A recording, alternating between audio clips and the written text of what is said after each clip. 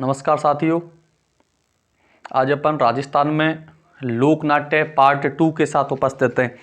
राजस्थान में लोक नाट्य पार्ट 2। इससे पहले एक पहला पार्ट आप लोगों के लिए डाल दिया गया है और आज राजस्थान में लोक नाट्य का भाग 2। इसमें संपूर्ण राजस्थान में क्रम से आपको लोक नाट्य उपस्थित होंगे। कृपया पहले भाग को देखें, उसके बाद दूसरे भाग को देखें। तो आपको राजस्थान में लोक नाट्य का भाग 2। मित्रों, लोक नाट्य किसे कहा जाता है? कल पहले पार्ट में भी चर्चा की है, एक बार फिर से आपको लोक नाट्य की परिभाषा के बारे में अवगत करा देता हूं। लोक नाट्य का शाब्दिक अर्थ होता है जीवन का दर्पण।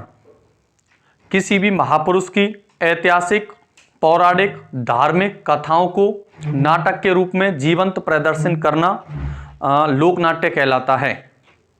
किसी भी ऐतिहासिक, पौराणिक एवं धार्मिक कथाओं को नाटक के रूप में प्रदर्शित करना लोक नाट्य कहलाता है। अपन ने कल लोक नाट्यों में चर्चाएं की हैं, ख्याल लोक नाट्य की, भैरूपिया कला की, इसके अलावा अपन ने पढ़ा है साहब रम्मत लोक नाट्य, इसके अलावा नौटंकी लोक नाट्य। आज अपन देखते हैं मित्रों तमाशा लोक नाट्य। तमाशा लोक नाट्य।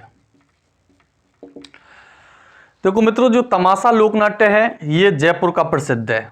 कहां का प्रसिद्ध है? जयपुर का। तमाशा लोक नाट्य जयपुर का प्रसिद्ध होता है। इस तमाशा लोक नाट्य का राजस्थान में प्रारंभ ऐसा मानते हैं, पहली बार जो तमाशा लोक नाट्य है वो मोहन कवि के द्वारा, किसके द्वारा मित्रों? मोहन कवि के द्वारा प्रस्तुत किया गया था। राजस्थान में पहली बार तमाशा लोक नाट्य मोहन कवि के द्वारा प्रस्तुत किया गया था और उस तमाशा लोक नाट्य का नाम था धमक मंजरी।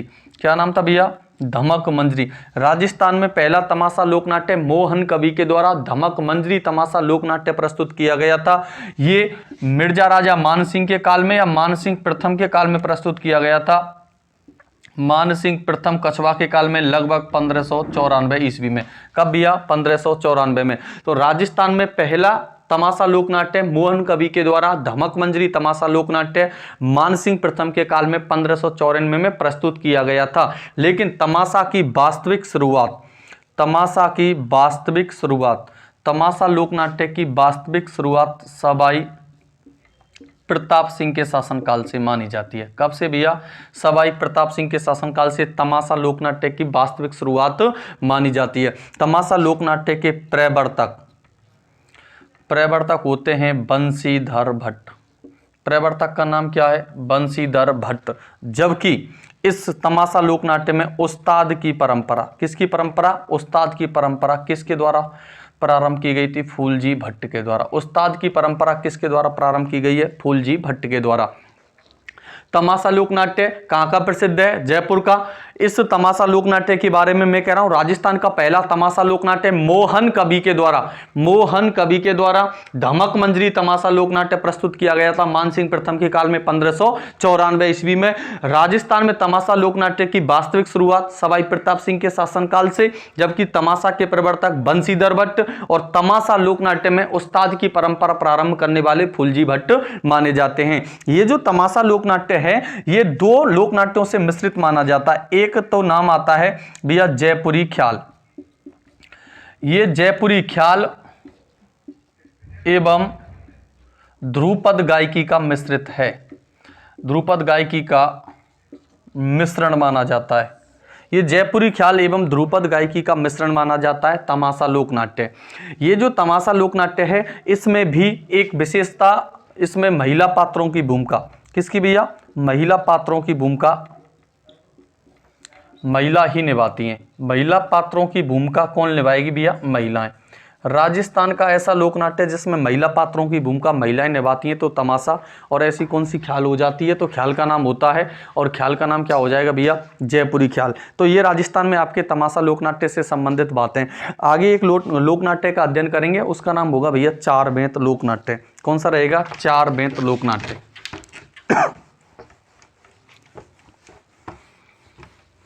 चार बेंत लोक नाट्य। चार बेंत। चारवें लोक नाट्य कहाँ का प्रसिद्ध है? टोंक का। कहाँ का प्रसिद्ध होता है? टोंक का। चारवें जो लोक नाट्य है ये मुस्लिम या पठानी पद्धति पर आधारित है। मुस्लिम या पठानी पद्धति पर आधारित है। चारवें लोक नाट्य कहाँ का प्रसिद्ध माना जाता है? टोंक का प्रसिद्ध है। इस लोक नाट्य में कव्वालियों की भांति उछल उछल कर संगीत दिया जाता है। उछल उछल कर संगीत दिया जाता है। कव्वालियों की भांति घुटने के बल खड़ा होकर के संगीत प्रदान किया जाता है। किसमें? चारवें लोक नाट्य। कहाँ का प्रसिद्ध है? टोंक का। किस पर? मुस्लिम पद्धति या पठानी मूल की काव्य शैली पर आधारित है। कव्वालियों की भांति उछल उछल कर इसमें संगीत दिया जाता है। ये जो चारवें लोक नाट्य है इसकी शुरुआत टोंक के नवाब फैजुल्लाह के शासनकाल में, फैजुल्लाह के शासनकाल में करीम खां निहंग के द्वारा की गई। किसके द्वारा भैया? करीम खां निहंग। इसकी शुरुआत टोंक के नवाब फैजुल्लाह के शासनकाल में करीम खां निहंग के द्वारा की गई है। तो चारवें कहाँ का प्रसिद्ध है? टोंक का। मुस्लिम पद्धति पर आधारित है। कव्वालियों की भांति घुटने के बल खड़े होकर उछल उछल के संगीत दिया जाता है। इसकी शुरुआत नवाब टोंक के नवाब फैजुल्लाह के शासनकाल में करीम खां निहंग के द्वारा इस लोकनाट्य की शुरुआत की गई है। आगे एक लोकनाट्य की बात करते हैं मित्रों, और लोकनाट्य का नाम होगा, लोकनाट्य का नाम गवरी लोकनाट्य। क्या नाम होगा भैया? गवरी लोकनाट्य। गवरी लोकनाट्य।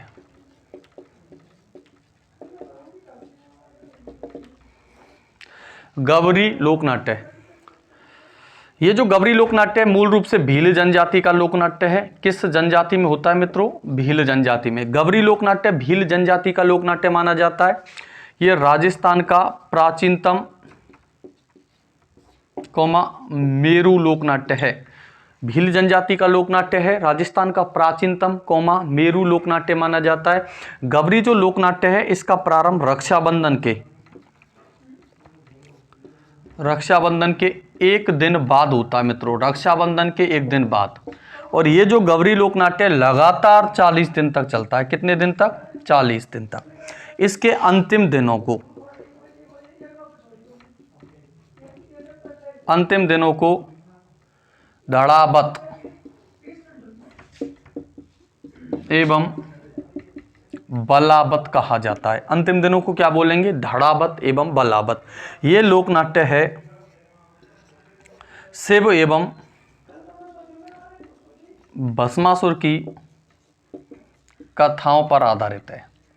शिव एवं भस्मासुर की कथाओं पर आधारित है। गवरी लोकनाट्य भील जनजाति का धार्मिक लोकनाट्य है, राजस्थान का प्राचीनतम मेरू लोकनाट्य है। रक्षाबंधन के एक दिन बाद प्रारंभ होकर के लगातार 40 दिन तक आयोजित किया जाता है भील जनजाति में।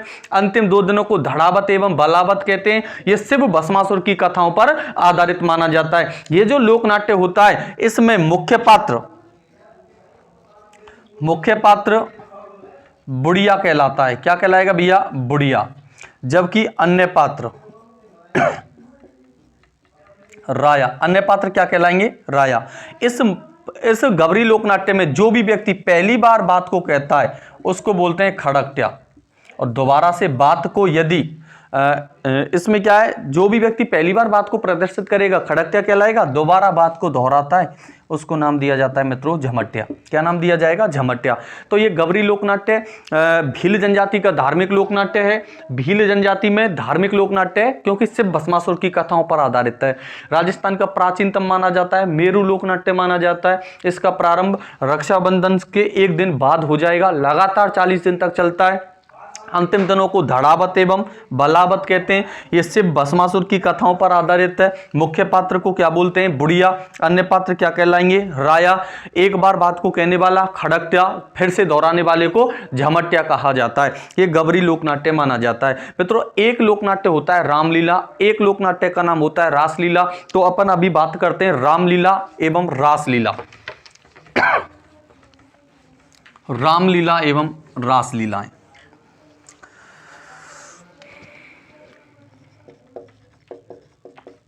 देखो रामलीला, पहले तो मैं बात करता हूं रामलीला। रामलीला क्या है?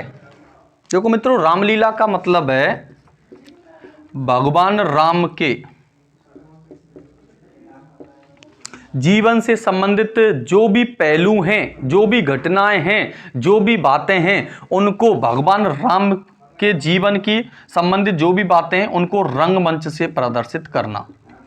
इसका मतलब है भगवान राम से संबंधित घटनाओं को, पहलुओं को, बातों को रंगमंच से प्रदर्शित किया जा रहा है तो क्या हो जाएगा? रामलीला। रामलीला को लोकप्रिय बनाने का श्रेय तुलसीदास जी को जाता है। किसको मित्रों? तुलसीदास जी को। रामलीला को लोकप्रिय बनाने का श्रेय तुलसीदास जी को दिया जाता है। राजस्थान में रामलीला कहां की प्रसिद्ध है? तो राजस्थान में मित्रों रामलीला बेसाऊ झुंझुनू की प्रसिद्ध है। कहां की भैया? बेसाऊ झुंझुनू की। ये राजस्थान में नहीं पूरे विश्व में प्रसिद्ध मानी जाती है बेसाऊ झुंझुनू की रामलीला, जो कि किस पर आधारित है? मूक अभिनय पर आधारित है। किस पर भैया? मूक अभिनय पर आधारित है। ये राजस्थान की नहीं पूरे विश्व में प्रसिद्ध मानी जाती है बेसाऊ झुंझुनू की रामलीला, ये मूक अभिनय पर आधारित है। इसके अलावा राजस्थान में और भी रामलीलाएं हैं जहां जहां की प्रसिद्ध है। एक का नाम आता है जोरेरा। जोरेरा दोस्तों कामा भरतपुर में पड़ता है। जोरेरा कामा भरतपुर की रामलीलाएं प्रसिद्ध हैं। और एक स्थान आता है पाटूदा। पाटूदा स्थान पड़ता है मित्रों कोटा में। कहां पे? कोटा में। तो रामलीला भगवान राम से संबंधित बातों को रंगमंच से प्रदर्शित करना रामलीला कहलाता है। रामलीला को लोकप्रिय बनाने का श्रेय तुलसीदास जी को जाता है। रामलीला राजस्थान में बेसाऊ झुंझुनू की प्रसिद्ध मानी जाती है, जो कि मूक अभिनय पर आधारित है। इसके अलावा जोरेरा भरतपुर की रामलीला प्रसिद्ध है। पाटूदा कोटा की रामलीला प्रसिद्ध है। ये तो रामलीला है। एक संबंध आता है भैया गौर लीला। मित्रों अगली अपन कौन सी लीला पढ़ रहे हैं? गौर लीला। ये जो गौर लीला होती है, गौर लीला ये शिव पार्वती की कथाओं पर आधारित है। किस पर भैया? शिव पार्वती की कथाओं पर आधारित होती है गौर लीला। राजस्थान में गौर लीला कहां की प्रसिद्ध है? राजस्थान में गौर लीला सियाबा गांव। कौन सा गांव है भैया? सियाबा गांव सिरोही की प्रसिद्ध है। राजस्थान में गौर लीला कहां की प्रसिद्ध है? सियाबा गांव सिरोही की। ये मूल रूप से किस जनजाति में होती हैं? तो गरासिया जनजाति में। किस जनजाति में भाई साहब? गरासिया। तो अपन पढ़ रहे थे रामलीला भगवान राम से संबंधित कथाओं को रंगमंच से प्रदर्शित किया जा रहा है। रामलीला इसमें लोकप्रिय तुलसीदास बनाएंगे। राजस्थान में प्रसिद्ध स्थान बेसाऊ झुंझुनू। बेसाऊ झुंझुनू की रामलीला किस पर आधारित है? मूक अभिनय पर आधारित है। इसका मतलब बोला नहीं जाता है, केवल व्यक्तियों को मनोरंजन कराने के लिए केवल जो भी घटनाएं हैं वो हाथ पैरों के माध्यम से संचालित की जाती हैं। जोरेरा भरतपुर की भी प्रसिद्ध है। पाटूदा स्थान कोटा की प्रसिद्ध है। क्या है? रामलीला। गौरलीला का मतलब शिव पार्वती की कथाओं का मंचन होगा रंगमंच से, लेकिन कहां की प्रसिद्ध है? सियाबा गांव सिरोही की और गरासिया जनजाति में मूल रूप से की जाती है। एक पढ़ते हैं मित्रों रासलीला। रासलीला देखो रासलीलाएं भी रंगमंच से प्रदर्शित होती हैं, लेकिन रासलीला के साथ साथ मैं आपको 3 शब्द बता रहा हूं। एक का नाम रासलीला होगा, एक का नाम होगा भैया रासधारी। क्या नाम है भैया? रासधारी। और एक का नाम होगा रास मंडल। क्या नाम होगा भैया? रास मंडल। रासधारी फिर से देख लें, रासलीला, रासधारी, रास मंडल, 3 नाम में बता रहा हूं। रासलीला का मतलब है कृष्ण की कथाओं को रंगमंच से प्रदर्शित करना। भगवान कृष्ण की कथाओं को रंगमंच से प्रदर्शित करना क्या हो जाएगा? रासलीला। इसके प्रवर्तक, रासलीला के प्रवर्तक माने जाते हैं हित हरिवंश। क्या नाम है भैया? हित हरिवंश। रासलीला राजस्थान में कहाँ की प्रसिद्ध है? तो राजस्थान में रासलीला प्रसिद्ध है फुलेरा। फुलेरा कहाँ पे पड़ता है मित्रों? जयपुर। फुलेरा जयपुर। दूसरा नाथद्वारा राजसमंद। नाथद्वारा राजसमंद। सुने, रासलीला कृष्ण की लीलाओं को, भगवान कृष्ण की कथाओं को रंगमंच से प्रदर्शित किया जा रहा है तो रासलीला होगा। प्रवर्तक हित हरिवंश माने जाते हैं। राजस्थान में कहाँ की प्रसिद्ध है? फुलेरा जयपुर की प्रसिद्ध है। नाथद्वारा राजसमंद की प्रसिद्ध है। एक होता है रासधारी। रासधारी क्या होगा? इसमें भी होंगी तो कृष्ण की लीलाएं, होंगी तो कृष्ण की लीलाएं, होंगी तो कृष्ण की बातें, लेकिन रंगमंच से ना प्रदर्शित कर, रंगमंच से ना प्रदर्शित कर, नुक्कड़ सभाओं के रूप में, नुक्कड़ सभाओं के रूप में, नुक्कड़ सभाओं के रूप में गांव के चौक पर, गांव के चौराहे पर प्रदर्शित की जाती हैं, नुक्कड़ सभाओं के रूप में। इसका मतलब किसी चौराहे पर 10-20 लोग इकट्ठे हो गए, वहां पे कृष्ण लीला से संबंधित बातें प्रदर्शित हो रही हैं, तो उसको बोलेंगे रासधारी। रासधारी, जैसे राजस्थान में रासलीला फुलेरा जयपुर का प्रसिद्ध था, ऐसे रासधारी राजस्थान में मेवाड़ क्षेत्र के प्रसिद्ध है। रासधारी जो लीला है राजस्थान में कहाँ की प्रसिद्ध है भैया? मेवाड़ क्षेत्र की प्रसिद्ध होती हैं। ऐसे एक शब्द होता है रास मंडल। कौन सा शब्द है मित्रों? रास मंडल। रास मंडल में कृष्ण भगवान की लीलाएं रंगमंच से प्रदर्शित होती हैं। किससे? रंगमंच से। यहाँ पे भी कृष्ण भगवान की लीलाएं रंगमंच से, लेकिन भगवान कृष्ण को रंगमंच से प्रदर्शित किया जा रहा है, उनकी लीलाएं प्रदर्शित की जा रही हैं, उसमें जो कृष्ण का पात्र हो रहा है वो रंगमंच से प्रदर्शन तो कर रहा है, लेकिन उसमें भगवान कृष्ण को भैया घुंघरू पहनाए जाते हैं। पैरों में क्या पहना देंगे? घुंघरू।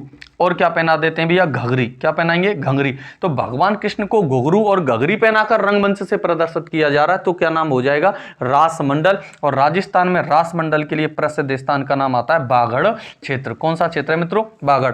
बागड़ क्षेत्र का मतलब है डूंगरपुर और बांसवाड़ा।